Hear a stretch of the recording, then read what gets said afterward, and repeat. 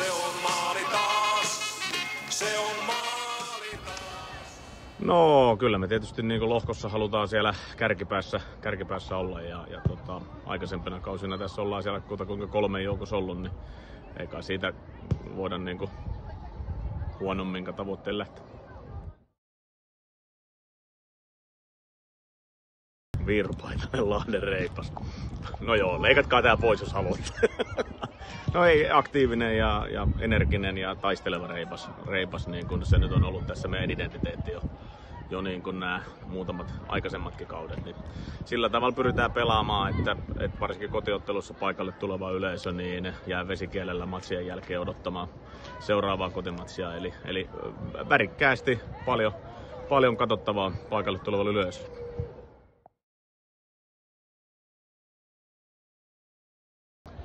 Mä luulen, että tulee aika tasainen sarja. Isoja ennakkosuosikkeja ei ehkä aikaisempiin vuosiin verrattuna niin kuin sinänsä ole, mutta kyllä mä luulen, että siitä tulee sellainen suhteellisen tasainen.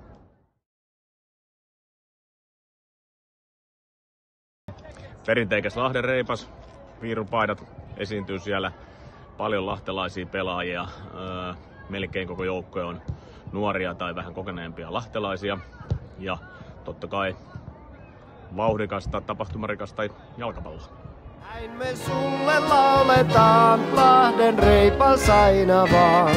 Ihanampaa en mä koskaan nähdä saa.